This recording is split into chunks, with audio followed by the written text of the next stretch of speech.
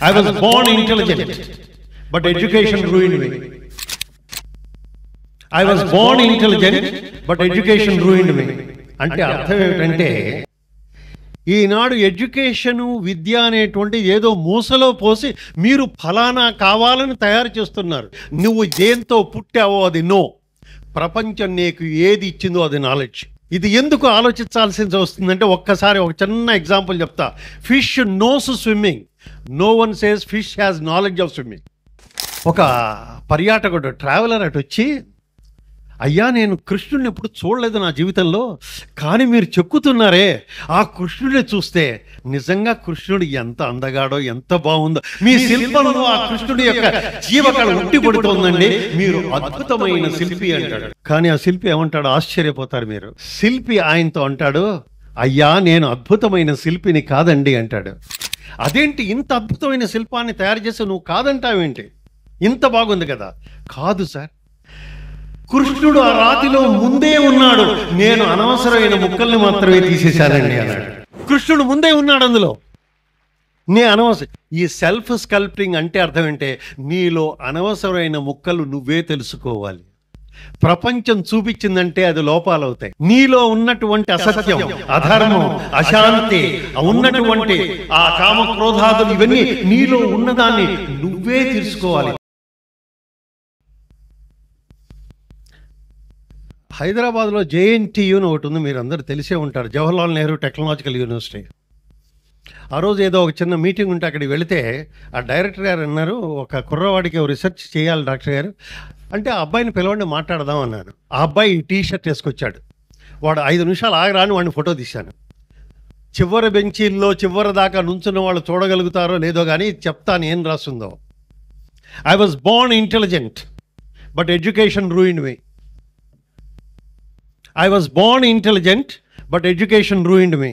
అంటే అర్థం ఏమిటంటే, ఈనాడు ఎడ్యుకేషను విద్య అనేటువంటి ఏదో మూసలో పోసి మీరు ఫలానా కావాలని తయారు చేస్తున్నారు, కానీ you are Born intelligent.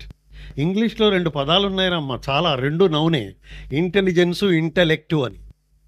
Both are nouns in dictionary. మీరు చూస్తే ఇంటెలిజెన్స్కి ఇంటెలెక్ట్కి ఎక్కడ తేడా అంటే, నోకి నాలెడ్జ్కి ఎంత ఉన్న తేడా అంతే తేడా ఉంది. Know is also a noun, knowledge is also a noun. Remember the most important thing. అంటే ఇందులో అర్థం ఏంటంటే, know is one what you are born with. నువ్వు దేంతో పుట్టావో అది నో. ప్రపంచం నీకు ఏది ఇచ్చిందో అది నాలెడ్జ్. ఇది ఎందుకు ఆలోచించాల్సి వస్తుందంటే, ఒక్కసారి ఒక చిన్న ఎగ్జాంపుల్ చెప్తా. Fish knows swimming, no one says fish has knowledge of swimming. Baby knows love of mother. Baby has no knowledge of love. Born with this. Kabatti manamandram we are born with the knowledge. No. But knowledge comes from the world. Now let us go to the further next. ఎందుకు ఇప్పుడు ఈ సమస్యలు ఎక్కువ పెరిగిపోతున్నాయి?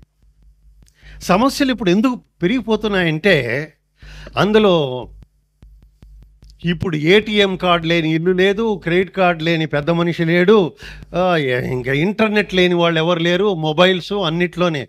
నా చిన్నతనంలో ఇంత పెద్ద వాల్వులు ఉన్న రేడియో ఉండేదండి, దాన్ని తీసుకెళ్లాలంటే బరువుగా ఉండేది. మెల్లగా ట్రాన్సిస్టర్లు వచ్చాయి, ట్రాన్సిస్టర్ల నుంచి ఇప్పుడు మొబైల్స్ వచ్చాయి, మొబైల్స్లోకి రేడియోలు వచ్చేది. అంటే ఎంత పెరిగిందో చూడండి. కాకపోతే జరుగుతున్నది ఏంటంటే, we have got the western software and Indian hardware. Indian hardware అనగానే మన బాడీ ఇవన్నీ. ఈనాడు ఈ మధ్యనే ఒక పెద్ద 5 స్టార్ స్కూల్కి నేనేదో ఇండిపెండెన్స్ డే అంటే వెళ్ళాను. అంత హెడ్ బాయ్స్ హెడ్ గర్ల్స్ అందరు నుంచున్నారు, అంతాను ఏదో మీటింగ్ అంతా అయిపోయింది. మాట్లాడడం ప్రిన్సిపల్ గారిని పిలిచానమ్మా, మీ హెడ్ బాయ్స్ని హెడ్ గర్ల్స్ని చూసారా మీరు? ఏంటండి డాక్టర్ గారిని అడిగింది. అందరూ ఇదేంటండి 10వ స్టాండర్డ్కి అంత లావు అని అడిగాను. మీరు వాళ్ళ యొక్క ఆరోగ్యం పట్టించుకోరా అన్న. ఒక్కొక్కడు ఇట్లా ఉన్నాడు. ఏం చెప్తాను డాక్టర్ గారు, వాళ్ళ తల్లిదండ్రులతో సహా హోల్ ఫ్యామిలీ మ్యాక్డొనాల్డ్లో గడుపుతారు సార్. అంటే ఆలోచించండి, you are importing diseases also.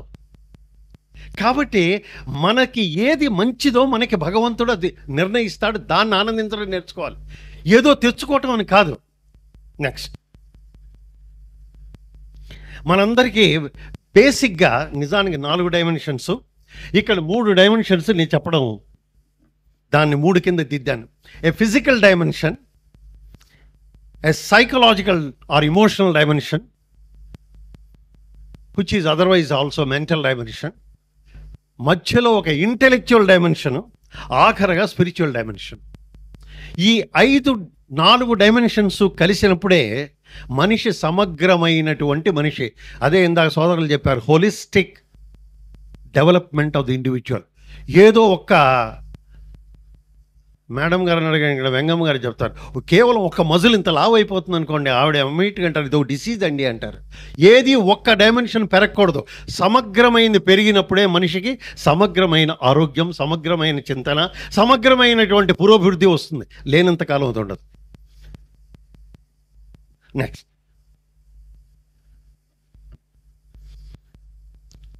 ఈ 4-5 డైమెన్షన్స్ కలిసి వెరసి ఏమవుతాయంటే సింపుల్గా హెడ్, హార్ట్, హ్యాండ్ అవుతాయి.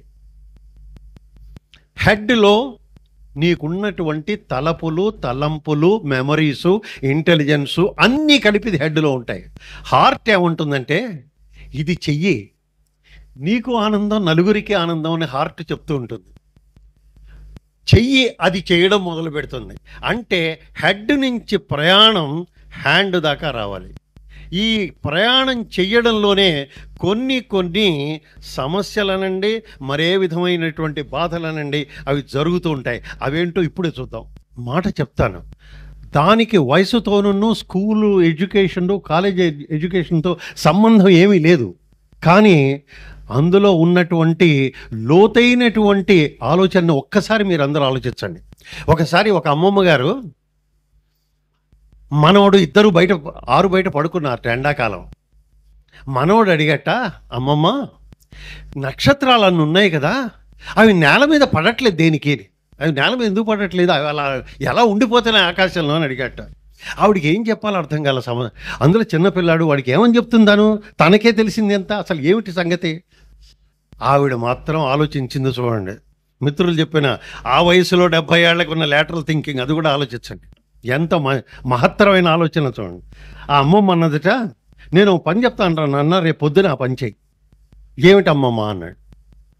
మన వీధిలో ఉన్న 4 ఏళ్లకి నువ్వు వెళ్ళి 12 ఆ ప్రాంతంలో వెళ్ళు, నాకు బాగా ఆకలిస్తోంది, నాకు భోజనం పెట్టండి, భిక్ష అడుగు అందరినీ. 10 ఇళ్ళు మాత్రం ఎక్కువ వెళ్ళదు, నువ్వు 10 ఇళ్ళకి భిక్ష అడుగు. వాళ్ళు తీసుకొచ్చే లోపల వాళ్ళని తిడుతుండు, వాళ్ళు తీసుకొచ్చి నీకు వేసే లోపల వాళ్ళని తిడుతుండు. అదేంటి బామ్మ అమ్మమ్మ అండి, కాదు అలా చేయరా నాయన అంటుంది. సరే, వాడు వెళ్తాడు ఒక చోట అడుగుతాడు. పాపం ఈ పిల్లాన్ని చూసి గబగబా భిక్ష ఇవ్వడానికి వస్తారు. వచ్చేప్పటికల్లా మీరు అన్యాయం, మీరు చేసేది, ఇక తిట్టడం మొదలు పెడుతూనే ఉంటాడు. ఇలాగా ప్రతి వాళ్ళు ఇట్లా తిట్టేవాడికి ఎందుకు భిక్ష చేయాలని వెళ్ళిపోతాడు. చివరి ఒక చోటకి ఒక ఇంటికి వచ్చేప్పటికల్లా వాడు భిక్ష అడగటం, వాడు తిట్టడం మొదలు పెట్టడం. ఆవిడ భిక్ష తీసుకొచ్చి ఏముందో తెలుసా, ఒరే నాన్న ఎంత ఆకలిస్తోందిరా, లేకపోతే నువ్వు ఇలా అరుస్తున్నావు, ఇంత ఆకలిస్తోందా నీకు, నువ్వు ఇది భోంచేయరా నువ్వు అని చెప్పి దగ్గర తీసుకొని వాడి భోజనం పెడుతుందట. ఈ మనవడు అమ్మమ్మ దగ్గర పరిగెత్తుకొస్తాడు. అమ్మమ్మ 10ంటికి వెళ్ళాను, ఒక ఇంట్లో ఆ పని జరిగింది, నాకు దగ్గర తీసుకుంది నన్ను ఆవిడ, తీసుకొని ఇట్లా పెట్టింది నన్ను. అట్లాంటి వాళ్ళు ఉన్నంతకాలం ఆ నక్షత్రాలు నేల మీద పడవరా అంది. ఒక్కటేమా, అట్లాంటి వాళ్ళు ఉన్నంతకాలం నక్షత్రాలు నేల మీద పడదు. చూడండి ఏ విధంగా పిల్లవాడిని కన్విన్స్ చేసిందో. ఇందులో సైన్స్ ఉందా, హృదయం ఉందా, ఏముందని ఒకసారి ఆలోచించండి మీరు. కాబట్టి the greatest power is the power of thinking. ఇప్పుడు now we shall look into the power.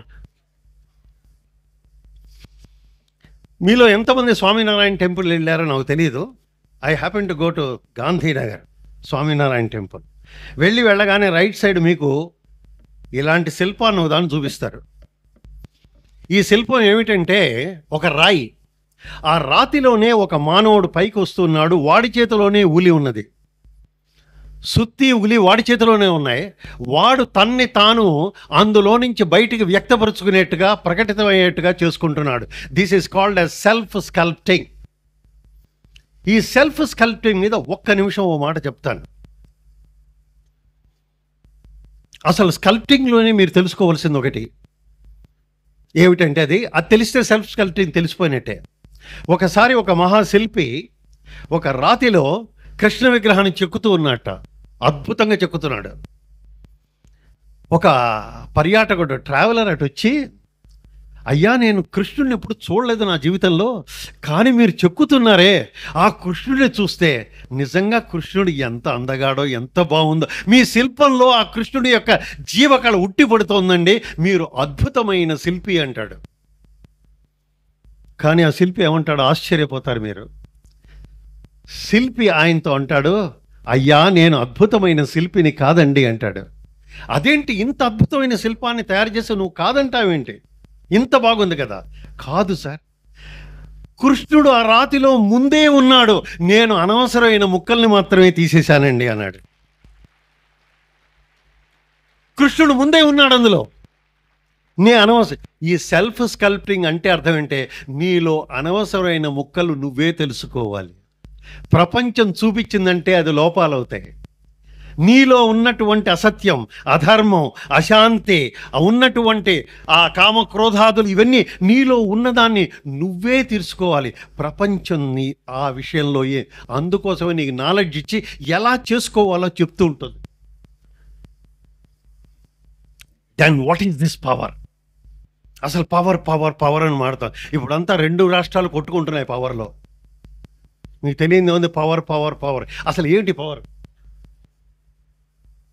Next,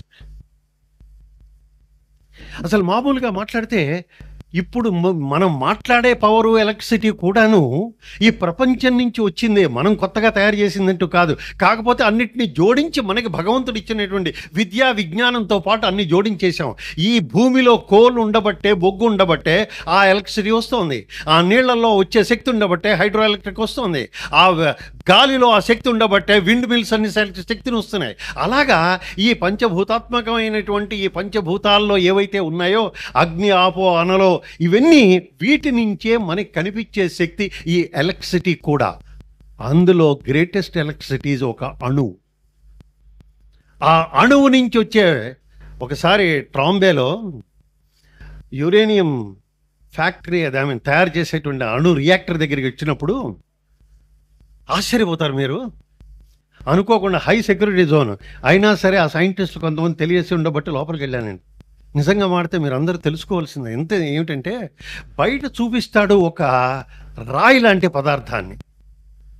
ఈ రాయి సార్ మాస్టారు అన్నాడు. ఏమిటి?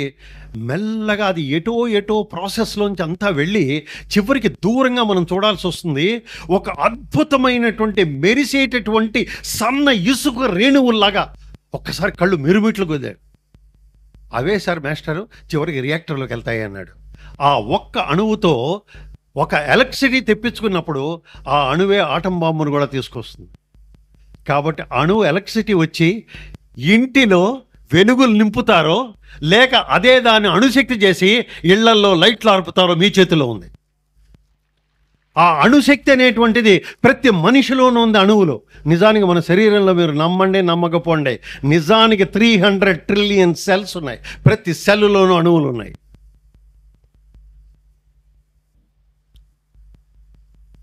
Now the greatest power is power within.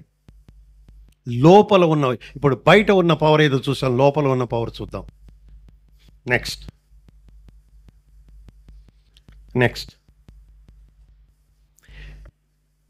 బయట ఉన్న పవరు లోపలున్న పవరు ఇంటర్ కనెక్టెడ్. నాయనా మిత్రులారా, బయట పవరు, మై డియర్ ఫ్రెండ్స్, బయట పవరు లోపల పవరు ఇంటర్ కనెక్టెడ్. ఎలా కనెక్టెడ్ వస్తుంది చూద్దాం. నిజమైన పవరు కంటికి కనిపించదు. ఇప్పుడు ఎలక్ట్రిసిటీ ఉంది, లైట్లు కనిపిస్తున్నాయి కానీ దట్ ఈజ్ నాట్ పవర్. ఆ వైర్లో ఉన్నది పవర్. అంటే అర్థము మనకి కంటికి కనిపించనివి. అందుకని నేను ఎన్నోసార్లు స్టూడెంట్స్తో మాట్లాడుతూ అంటుంటాను ఒక మాట, కంటికి కనిపించని దాంట్లోనే ఎక్కువ శక్తి ఉంది, కంటికి కనిపించే దాంట్లో శక్తి తక్కువ. ఏమిటది మీరు చూడండి, ఇంత అంతా కాదు. ఆ శక్తి ఉన్నవే శక్తి పై కనిపించేదానికి నిలుపుతూ ఉన్నాయి. కనిపించే కర్మలు, క్రియలకి కనిపించని కర్మల ఆధారం, కనిపించే జీవుడికి కనిపించని దేవుడు ఆధారం. The greatest virtue you will find it. It is all because of that unseen things. Unseen are more powerful. ఇప్పుడు unseen గురించి ఒక్క మాట, పవర్ విత్ ఇన్ ఏమిటో కాదు. ఆహారం తింటారు, హాయిగా పంచభక్ష పరమాణాలు అన్నీ తింటారు, అన్నీ కలిపి శరీరంలో ఒకటే అవుతుంది తెలుసా మీకు? ఒక్కటే ఎనర్జీ అవుతుంది. ఆ ఎనర్జీ కూడాను మీ చేతికి ఏం కనిపించదు, చేతికి చూడడానికి కనిపించదు. మాలిక్యూల్స్ ఎనర్జీ, బయోకెమిస్ట్రీ వాళ్ళు చెప్తూ ఉంటారు అంతే, కంటికి కనిపించవు. ఎనర్జీ ఎప్పుడైనా సరే అది ప్రకటితం అవుతుంది త్రూ సంథింగ్ ఎల్స్.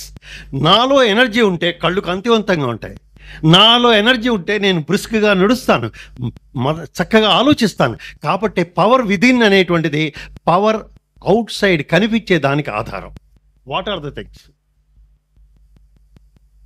నెక్స్ట్, మొట్టమొదటిగా ఇక్కడ అందరూ పర్సనాలిటీ, ఇండివిజువాలిటీ అవన్నీ చెప్పగా మీరు వినే ఉంటారు, ఇప్పటికి చాలా జరిగాయి. ఈ చెప్పే ముందు ఒక మాట చెప్పాలి. నిజంగా మీ అందరికీ నేను చాలా కృతజ్ఞుడమ్మా. నేను మెడికల్ ఫీల్డ్లో ఉండబట్టే ఒక మాట చెప్తాను. ఎందుకు కృతజ్ఞుడో మీకు అందరికీ తెలుసా? మెడికల్ సైన్స్ అంటుంది 45 నిమిషాల కన్నా ఒక మానవ గళం వినటం చాలా కష్టం ఉంటుంది. మీరు ఎన్ని గళాలు వింటున్నారో 2 రోజులు బట్టి. మీరు ధన్యోస్, మీ ధన్యోస్. It is impossible to bear a human voice beyond 45 minutes. అందుకనే బళ్ళో గంటలు కొడతారు, అందుకనే మాస్టర్ కూడా 5:45 అని అడుగుతున్నారు, ఎందుకంటే గంట ఎప్పుడు కొడతారని. ఇప్పుడు ఫిజికల్ డైమెన్షన్స్ దీంట్లో మనమే కనుక ఆలోచించేట్లయితే సైకలాజికల్లో, ఇప్పుడు మనిషికి సైకలాజికల్ ఇండివిజువాలిటీ, పర్సనాలిటీ అనే దాంట్లో individuality grows into personality. Personality does not become individuality. ఇండివిజువాలిటీతో మొదలై పర్సనాలిటీకి పైకి వెళ్తుంది. అసలు ఇండివిజువాలిటీ అంటే అర్థం ఏమిటో తెలుసా అండి? Who is not jewel is individual. ఎవడైతే 2 కాదో వాడు ఇండివిజువల్. 2 అంటే ఏమిటో తెలుసా మీకు? 2 అంటే ఏమిటో తెలుసా అండి? అబ్బా మాస్టర్ ఏం బాగా మాట్లాడారు సార్, అబ్బా స్టూపిడ్ ఫెలో ఇన్సైట్, ఏంటో బోరు కొట్టాడండి లోపల. పైకి మాట్లాడేది ఒకటి, లోపల మాట్లాడేది ఒకటి. అందుకనే నేను అంటాను, రావణాసురుడు అంటే ఎవరో కాదు, మనమే. రావణాసురుడికి మరో పేరే ఉంటుందో తెలుసు, 2 పేర్లు ఉన్నాయి మీకు తెలుసా? దశముఖుడు, దశకంఠుడు. కానీ వాడు దశ దేహుడు కాదు, వాడికి 10 బాడీస్ లేవు, వాడికి 10 ఫేసెస్, 10 నెక్స్ ఉన్నాయి. అంటే అర్థం ఏంటంటే 10 ఫేసులు, ఒక్కొక్కళ్ళ దగ్గర ఒక్కో ఫేసు. వైస్ ఛాన్సలర్ ముందు ఓ ఫేసు, అమ్మగారి దగ్గర ఒక ఫేసు, టీచర్ గారి దగ్గర ఇంకో ఫేసు, నీ ఇష్టం ఎన్ని ఫేసులు. ఆయనకి 10 ఫేసులు, మనకి 100 ఫేసులు. ఇక నెక్కులు అంటారా? నెక్ అంటే you know that it represents voice box. ఆ వాయిస్ బాక్స్ కూడా ఏమిటి? ఎన్ని ముందు మాడతారో ఎన్ని వెనకాల మాడతారు. అందుకోసమే today it's very difficult to find good individuals. ఎందుకంటే ఇందాక మాస్క్ అని కూడా చెప్పారు కూడా, the greatest mask is your self is a mask. నువ్వు మాట్లాడేది ఏమిటో నీకే తెలియదు అసలు. అక్కడి నుంచి పర్సనాలిటీకి రావాలి అంటే psychological dimension has to be beautiful. Next, genetics and epigenetics. ఈ పవర్ కోసమని దయచేసి మీరందరూ జ్ఞాపకం పెట్టండి, జ్ఞాపకం ఉంచుకోండి. తల్లిదండ్రుల నుంచి మనకి ఏమేమిటువంటి క్యారెక్టర్స్ వస్తాయో అది ఒక్కసారి అందరికీ తెలిసిన విషయం. ఒక హెయిర్ కావచ్చు, ఓ పర్సనాలిటీ కావచ్చు, ఓ రూపురేఖలు కావచ్చు, ఇవన్నీ కావచ్చు. కానీ ఈనాడు సైన్స్ చెప్తుంది 70% నీ చేతుల్లో ఉంది, నువ్వు ఎలా కావలేవు. This is what is called as epigenetics mechanism. అందుకోసం అంటాం, show me your friends I will tell you what you are అంటే అర్థం అదే. మనకున్నటువంటి చుట్టూ వాతావరణం మన యొక్క ఆలోచనల్ని నిలుపుతుంది, దిశ చూపిస్తుంది, ఎలా వెళ్ళాలో. నాకు బాగా జ్ఞాపకం, ఒక student all India institute medical science ఢిల్లీలోనే ఉన్నప్పుడు వాడు ఎట్లుండేవాడు, ఏమిటో చదవటం ఏమిటి ఇదంటే చాలా బాధపడుతూ ఉండేవాడు. నా వల్ల కాదు సార్ ఈ ఎండి చేయటం, నా వల్ల. ఎన్నోసార్లు వదిలి వెళ్ళిపోతాడేమో అని కూడా అనుకున్నాం, కానీ మొత్తం మీద లాగిచ్చేశాడు. నాకు ఆశ్చర్యమైన సంగతి ఏమిటంటే, వాడు నాకు జూనియర్, వాడు అమెరికాకి వెళ్ళి హార్వర్డ్కి పక్కనే ఉన్న టఫ్ట్స్ యూనివర్సిటీ దగ్గరికి వెళ్ళి, నేను అక్కడ ఒకసారి విజిటింగ్ ప్రొఫెసర్గా వెళ్ళినప్పుడు నేనున్నాను, నా దగ్గర రావాలి రత్నాకర్ అన్నట్టే వాడి దగ్గరికి వెళ్ళాను. ఆశ్చర్యపోయాను. అంత మీడియోకరు, సబ్జెక్టులు అంటే భయం అయ్యాను. వాడు ఒక హెడ్ ఆఫ్ ఒక పెథాలజీ డివిజన్కి అవటమే కాదు, he is one of the international recognised scholars in dermatopathology. అప్పుడు నేను అడిగాను, ఏంట్రా అట్లా ఉండేవాడు అక్కడ ఢిల్లీలో, ఏంటి ఒక్కసారి ఇట్లా తయారయ్యావని అడిగా. రత్నాకర్, ఓ మాట చెప్తానయ్యా, ఇక్కడ అందరూ పనిచేస్తారయ్యా, అందరూ చక్కగా ఆలోచిస్తారయ్యా, అందరూ చక్కటి డిస్కషన్స్లో పాల్గొంటారయ్యా. ఒకళ్ళ డిస్కషన్ ఇంకోటి హెల్ప్ చేస్తుంది, ఇంకోటి డిస్కషన్ ఇంకోటి హెల్ప్ చేస్తుంది. అందరూ కలిపి సృజనాత్మకతో with all creativity they discuss. మన దేశంలో ఏంటో అది లేదురా నాయనా అన్నాయండి. మంచి కంపెనీలో ఉంటావు, నువ్వు మంచివాడి అవుతావు. మంచి కంపెనీ అంటే be with creative people, be with innovative people, be with inspiring people, be with good people. మెడికల్గా ఇంకో మాట చెప్తాను, ఏమిటో కాదు. ఒక ఆయన వచ్చాడు, దగ్గు, కొద్దిగా రక్తపు జీర ఉందని, ఏదో బయాప్సీ చేశారు, చూశారు, పాపం క్యాన్సర్ ఆయనకి. ఎలా చెప్పాలండి, నేను చాలా డెలికేట్గా ఉంటుంది అలాంటి న్యూస్ చెప్పాలంటే కూడా. ఆయన నా దగ్గరికి వచ్చి, డాక్టర్ ఏంటండి నాకు జబ్బు అని అడిగాడు. నేను నేరుగా ఎట్లా చెప్తాను చెప్పండి, అందుకని ఏంటి సార్ మీరు సిగరెట్ తాగేవారా అని అడిగాను. ఏంటోనండి, 13 ఏళ్లకి నా ఫ్రెండ్స్ అంతా సిగరెట్ అని అలా నాకు అలవాటు చేశారండి. మెల్లగా 1 ప్యాకెట్, 2 ప్యాకెట్లు, 6 ప్యాకెట్లు, 8 ప్యాకెట్లు రోజుకి అయ్యేవండి. మొన్న దగ్గు వదిలిపెడితే ఇప్పుడే మానేశాను సార్. నాయనా, నీకు వచ్చిన జబ్బు క్యుములేటివ్ డిపాజిట్. అది ఎన్నాళ్ళు సిగరెట్లు దానికి వచ్చిన దాని పేరు క్యాన్సర్ ఆఫ్ ది థ్రోట్. ఇదంతా ఎందుకు చెప్పవలసి వస్తుందంటే, స్నేహితులు నిన్ను క్లబ్బులకి తీసుకెళ్లేవాళ్ళు, సినిమాలకి తీసుకెళ్లేవాళ్ళు, సిగరెట్లు తాగించే వాళ్ళు ఉన్నారు. కానీ ఒక లైబ్రరీకి, ఒక గ్రంథాలయానికి, ఒక దేవాలయానికి తీసుకెళ్లే స్నేహితులు మాత్రం లేరు. ఇంత స్నేహితం అని మాట్లాడిన మనం, హాస్పిటల్లో నేను పనిచేస్తున్న, నాతో పాటు రండి ఒకసారి చూపిస్తాను. నేను ఇంత స్నేహితులని మాట్లాడే, నీకు అవసరమైనప్పుడు ఒక్కడు కనిపించాడు, పిట్టడు కొట్టినట్టు ఒకడు కనిపించాడు. ఎందుకు ఈ స్నేహం? నిజమైన స్నేహం నీకు వాల్యూ యాడ్ చేయాలి, నీలో ఔన్నత్యం తీసుకురావాలి, నిన్ను ఇంకా పైకి తీసుకొచ్చాడు. అలాంటి వాళ్ళని ఎంచుకోవాలి. అప్పుడే మీకు సైకలాజికల్ డైమెన్షన్ అనేది చక్కగా పెరుగుతుంది, జెనెటిక్స్. ఇంకొకటి, ఇందాక మాస్టర్ కూడా ఒక మాట చెప్పారు, మనం చూస్తున్న ప్రతి దృశ్యం అమ్మా, ఎందుకంటే how the power gross with in you. దయచేసి ఆలోచించండి. ఒక విన్నది కానీ, ఒక చూసింది కానీ, ఇవన్నీ కేవలం కళ్ళు, చెవులు, ఇవన్నీ పోస్ట్ బాక్స్ లాంటివి అంతే. అందులో పడుతుంటాయి. అవి ఎక్కడికి వెళ్తాయంటే నేరుగా మనసులోకి వెళ్తాయి. మనసులోకి వెళ్ళింది ఏమవుతుంది? బాడీలో ఉన్నటువంటి హార్మోన్స్ ఈ ఆలోచనలతో పెరుగుతుంటుంది. అందుకనే మొన్ననే నేను టైమ్స్ ఆఫ్ ఇండియాలో చూశాను, మీరు కూడా చూసుంటారు. 8 ఏళ్ల ఆడపిల్లకి మెనార్కీ, అప్పుడే మెన్సెస్ స్టార్ట్ అయింది అండి, 8 years. Menarche at 8 years because of this habits of ఏమిటంటారు, ఈ సీరియల్స్, ఈ బుక్స్, ఈ ఫుడ్, వీటన్నిటి వల్ల మీలో హార్మోన్స్ మారిపోతున్నాయి. మనం చూసే చూపుకి ఒక్కసారి ఆ పోస్ట్ బాక్స్లోకి వెళ్ళి హృదయం ఒక్కసారి తప్పించడం మొదలు పెడుతుంది. ఆ వ్యక్తిని చూసి నాకు కావాలి, ఆ విషయం నాకు కావాలి, ఇది నాకు కావాలి, అలా అలా పెరిగిపోతుంటుంది. అందుకోసమే ఈనాడు మీరు ఆశ్చర్యపోతారు, ఈనాడు డెర్మటాలజిస్ట్ చేసే పెద్ద ప్రాక్టీస్ మేడం గారు తెలిసి ఉంటుంది, యాక్నే ప్రాక్టీస్ ఎక్కువ అండి. ఈ మొటిమల ప్రాక్టీస్ డాక్టర్లకి ఈ మధ్య చాలా పెరిగిపోయిందండి. కారణం ఏంటంటే మొటిమలు పెరిగిపోయాయి కాబట్టి. ఎందుకు పెరిగిపోయాయి అంటారేమో, నేను చెప్పినటువంటి ఆ చూపు, ఆ దృష్టి, ఆ దృశ్యము, ఆ శ్రవణము. దర్శన శ్రవణ ఇది వాసన అంటుంది వేదం.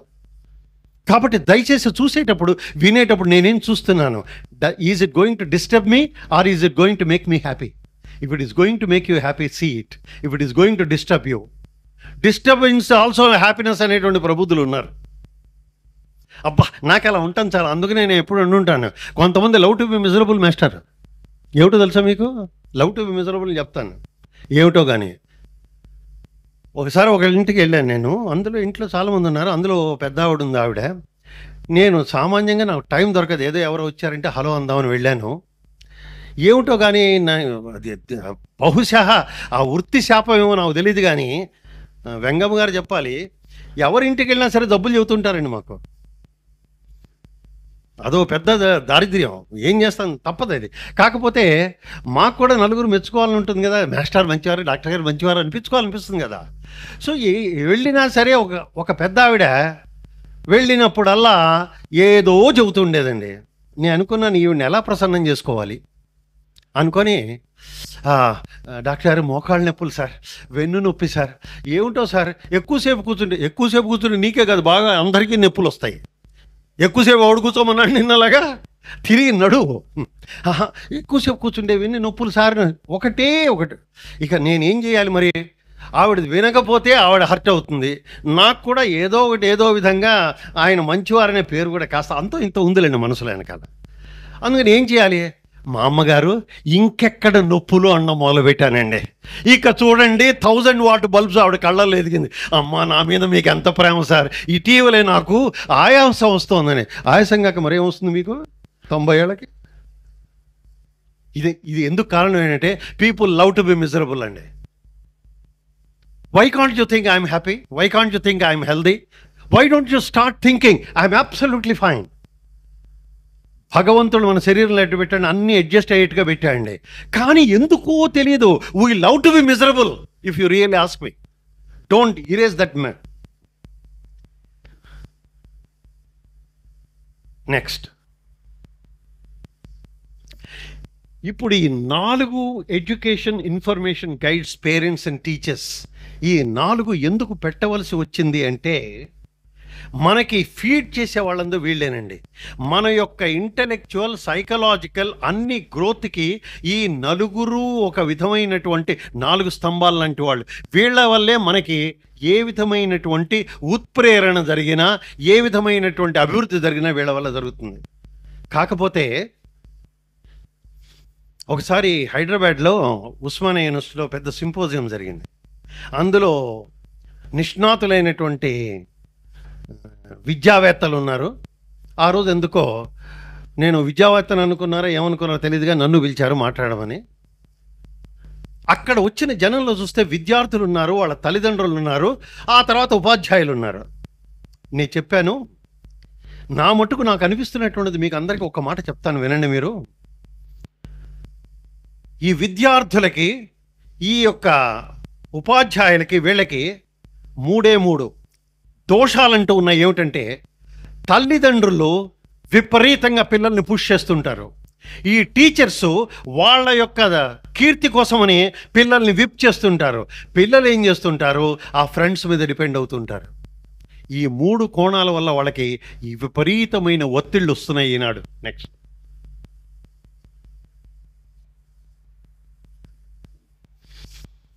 Now the greatest power, the component of power is the conscience. బుద్ధుడు అంటాడు ఒక మాట, మీరు ఇంతమంది ఇన్ని రోజులు ఇంతమందిని వింటున్నారు కదా, ఇంకా వినబోతారు కదా, మనం మధ్యలోనే ఉన్నాం ఇప్పుడు, ఇంకా వినబోతున్నారు కదా, ఇంకా 1.5 days. ఒకటి జ్ఞాపకం పెట్టుకోండి, లిజన్ టు ఎవ్రీబడి. బుద్ధ ఏమంటా అంటే, greatest thing, listen to everybody but do not believe. Believe what your conscience says, even if I say you don't need to believe it at all. ఎంత చక్కగా అన్నాడు. మన కాన్షియన్స్ ఒప్పుకోవాలి.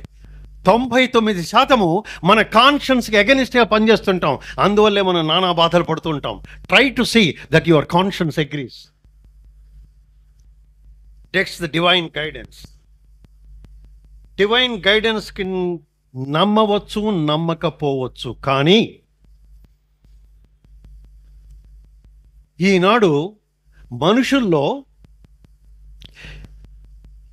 ఏదో ఒక పని జరుగుతున్నప్పుడు, ఆ ప్రయత్నం మనమంతా చేస్తున్నప్పుడు,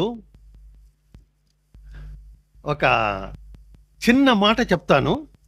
ఒకతను నడుస్తూ, 2 ఫ్రెండ్స్ నడుస్తూ ఉంటే, వాళ్ళకి ఆ దారిలో, సనత్నగర్ దారిలో 2 కాళ్ళల్లో మేకులు గుచ్చుకుంటా 2కి రక్తం కారుతుంది.